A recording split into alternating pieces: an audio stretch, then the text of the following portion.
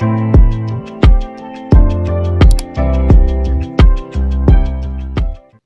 वालेकुम dear student, welcome back. आज के नए टॉपिक के साथ वायराइट के टॉपिक के साथ हाजिर हूँ।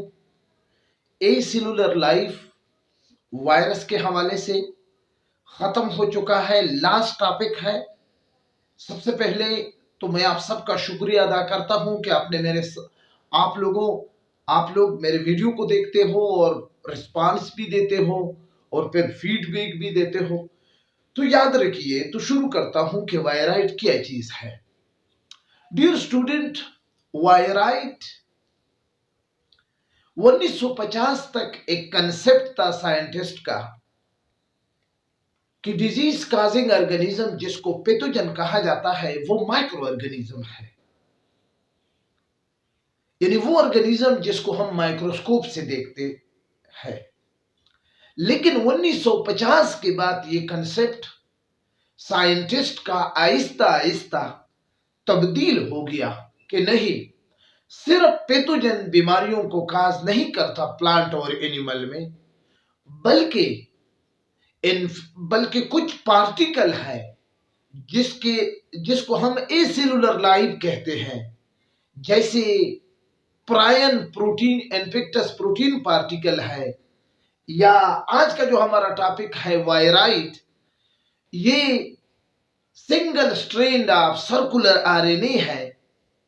इस तरह के पार्टिकल ए सेलुलर लाइफ भी डिजीज काज करते हैं।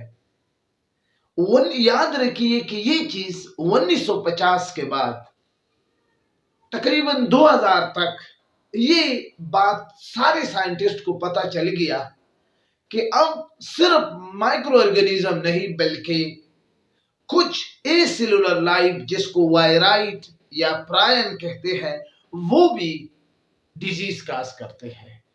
तो आज का हमारा टॉपिक है कि वायराइट क्या चीज है। प्रायन पर मैं ऑलरेडी वीडियो अपलोड कर चुका हूं, अगर आप देखना चाहते हैं तो इसी ए सेलुलर लाइफ में, इसी प्लेलिस्ट में जाकर आप देख सकते हो। याद रखिए डियर स्टूडेंट, वायराइट स्मॉलेस्ट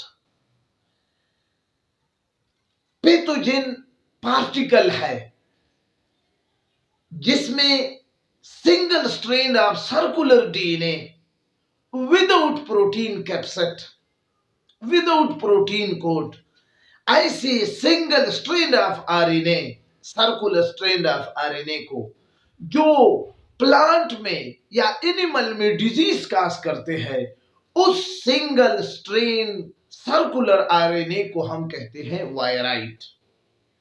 ठीक है, ये आप देख सकते हैं। आप जरा मटेरियल भी आपके सामने लेके हैं। याद रखिए, वायराइट स्मॉलेस्ट पैथोजन है। आपको मैं पहले बता चुका हूं कि ये पैथोजन के हवाले से 1950 से पहले एक और कंसेप्ट था, लेकिन अब वायराइट और प्रायन की वजह से ये कंसेप्ट तब्दील हो गया है जी। डिस्कवरी वायराइट की कब हुई है?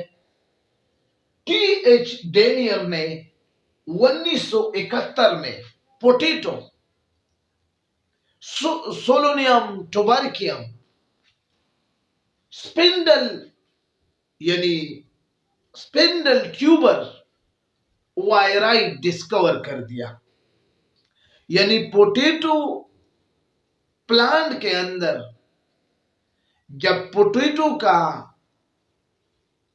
अंडरग्राउंड स्टेम या अंडरग्राउंड बड, जिसको हम ट्यूबर कहते हैं, उसका शेप इस तरह हो जाए, आप जरा देखा करें। नॉर्मली ये सिचुएशन है। अब इबनॉर्मल सिचुएशन क्या होगा? ये सिचुएशन जब बन जाए इस तरह का स्ट्रक्चर पोटैटो का, तो इसको हम कहते हैं स्पिंडल ट्यूबर पोटैटो। इस पोटैटो के अंदर, पेलेफाइन के अंदर, हमें ये वायराइट एक सिंगल सर्कुलर स्ट्रैंड आरएनए मिल गया, जो कि बहुत ज्यादा उन्होंने पोटैटो प्लांट के अंदर तबाही मचा दी। ठीक है ना। अब साइज की बात है, इसका इंतहाई सिंपल साइज है, बहुत छोटा साइज है। अब तक तकरीबन 30 डिफरेंट टाइप ऑफ वायराइट डिस्कवर हो चुके हैं और इसका साइज इतना छोटा है कि 120 न्यूक्लियोटाइड से लेकर 467 न्यूक्लियोटाइड तक, जिसमें ऑलमोस्ट 10,000 एटम के साइज के बराबर है, इंतहाई छोटा। अब स्ट्रक्चर पे आते हैं। ये आपके साथ एक वायरस है, ठीक है ना। इस वायरस के अंदर सर्कुलर स्ट्रैंड आरएनए है और ये इसके ऊपर क्या है, प्रोटीन कोड है। लेकिन जब ये प्रोटीन कोड हम इससे हटा लेते हैं, यानी इस वायरस को हम निकट कर लेते हैं, नंगा कर लेते हैं, तो आपके साथ इस तरह single strand of RNA without protein capsid का स्ट्रक्चर हासिल हो जाता है, जिसको हम कहते हैं वायराइट। ये स्ट्रक्चर है।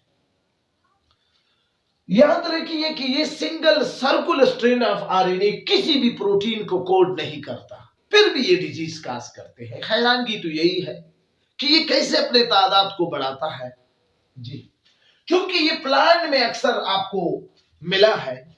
याद रखिए कि ये वायराइट इस प्लांट सेल, आपको पता है कि प्लांट सेल का आउटर मोस्ट बाउंड्री सेलवाल होगा।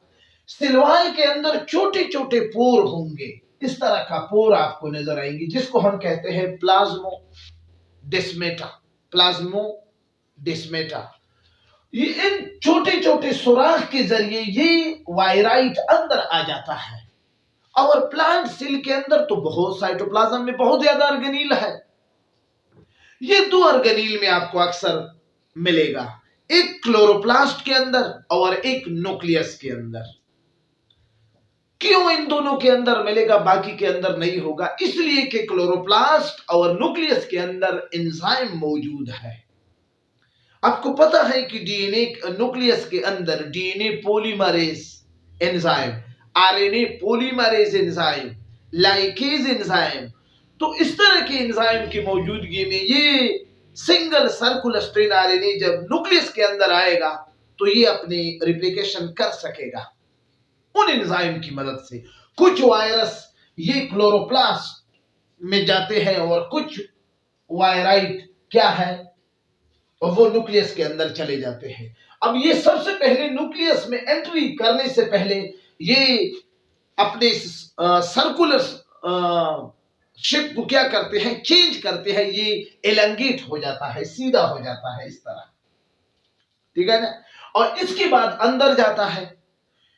अब आरएनए पॉलीमरेज एंजाइम के जरिए ये अपनी रिप्लिकेशन कर लेते हैं, बहुत ज्यादा कॉपी बना लेते हैं। इसके बाद ये जैसे ही ये न्यूक्लियस से बाहर निकलता है, फिर लाइकेज एंजाइम के जरिए ये फिर सर्कुलर स्ट्रैंड ऑफ आरएनए में तब्दील हो जाता है और फिर किसी दूसरे प्लांट के सेल को इन्फेक्ट कर लेते हैं। इस तरह ये डिजीज प्लांट में खास करते हैं, एक सेल के बाद दूसरा, दूसरे सेल के बाद तीसरा, और इसी तरह ये जाता रहता है जी। डिजीज वायराइट चूंकि प्लांट डिजीज है, यहां पर आपको अक्सर प्लांट डिजीज मैंने लिखे हैं। सबसे पहला एक कोकोनट, एक प्लांट है।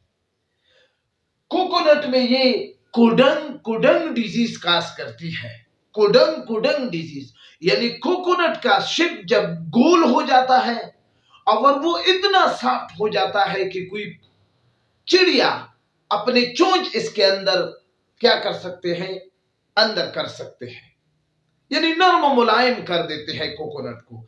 आपने कोकोनट देखा होगा कि वो नरम नहीं होता, नॉर्मली वो सख्त होता है, लेकिन इस वायराइट स्ट्रक्चर की वजह से कोकोनट कुडंग डिजीज में क्या हो जाते हैं, वो सॉफ्ट हो जाता है। कुकुम्बर प्ले फ्रूट, कीरा, ठीक है ना, इसके कलर येलो हो जाता है, ये भी वायराइट का ही फंक्शन है, डिजीज है। हेपेटाइटिस डी जिस पर अभी काम शुरू है ह्यूमन बीइंग में, ये भी वायराइट की तरह सिंगल सर्कुलर स्ट्रैंड आरएनए काज करते हैं। कुछ साइंटिस्ट ये बिलीव करते हैं कि ये वायराइट है, ठीक है ना। बहरहाल अब इस पे काम जारी है।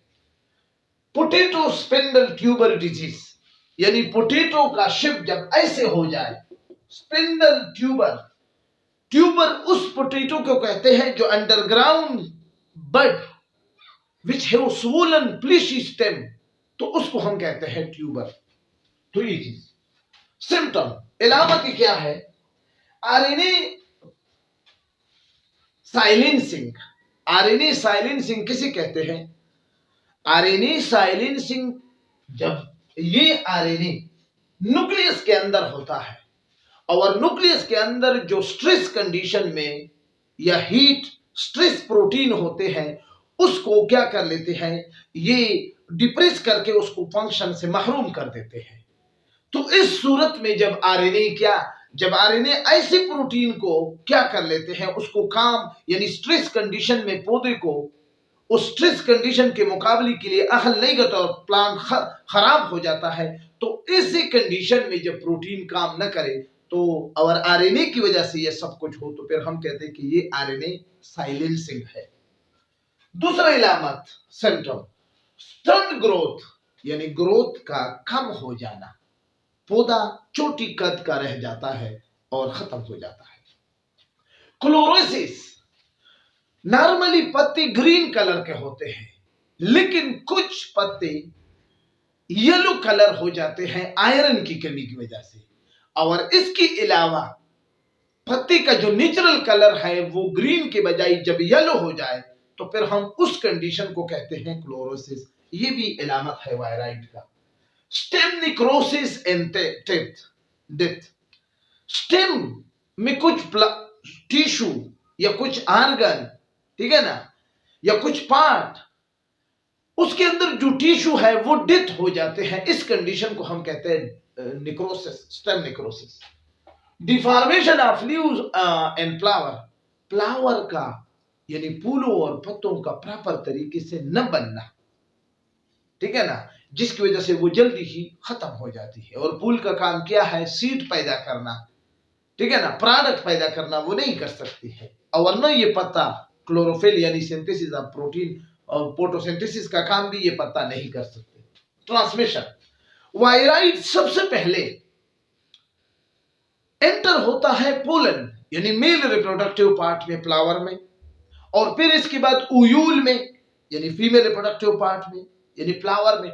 इसके बाद ये सीड के अंदर चला जाता है और जब ये सीड जब हम इसको काश कर लेते हैं और जब ये ऊपर जर्मिनेशन शुरू कर देते हैं तो उस प्लांट में इस वायरस का वायराइट का असर हमें नजर आता है और ये इलामतें हमें नजर आती है।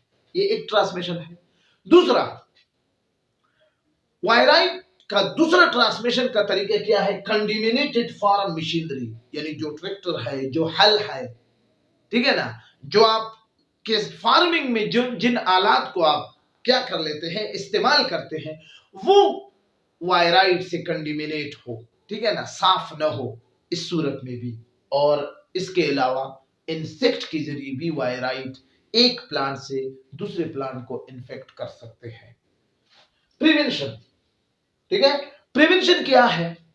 प्रिवेंशन यही है कि आपने जो भी सीड इस्तेमाल करना है वो टॉलरेंट हो, ठीक है ना, against viroid. Use good seed and healthy seed. और इसके अलावा आपने कंडिमिनेटेड फार्म मशीनरी यानी ट्रैक्टर या आज जो आलात है, ठीक है ना, उनको जो फार्मिंग में आप इस्तेमाल करते हैं वो आपकी कंडिमिनेट नहीं होनी चाहिए। इंसेक्ट के लिए आपने इंसेक्टिसाइड स्प्रे करना चाहिए, ठीक है ना। तो इस तरीके से आप वायराइट से अपने प्लांट को, पोटैटो प्लांट को, कोकोनट प्लांट को या कोकेम्बर प्लांट को, कीड़े के पौधे को आप बचा सकते हैं। ये लास्ट टॉपिक था इस चैप्टर का वायराइट के नाम से। ये ऑलमोस्ट ये आपके साथ ये सारे क्या है डिटेल है। डियर स्टूडेंट, लाजमी तौर पर मैं अपने आप को, कोई भी शख्स फर्द कामिल नहीं होता, इसमें अगर कहीं पर गलती हो, कंसेप्ट में आपको गलत लगे या कहीं पर मुझसे ऐसा लफ्ज निकला हो जो इसके साथ सूट नहीं करता, तो प्लीज आप कमेंट में लाजमी तौर पर मेंशन करें, ठीक है ना, आपकी बहुत मेहरबानी होगी, ठीक है ना। तो इसके अलावा फीडबैक वीडियो पर लाजमी तौर पर दिया करें। वीडियो की जो मटेरियल है आप लाजमी तौर पर अपने साथ नोट करें, एग्जाम में ये आपके बहुत काम आएंगे।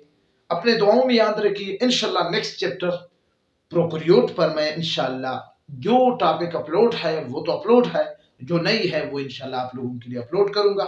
इजाजत चाहता हूं आप लोगों की दुआओं से।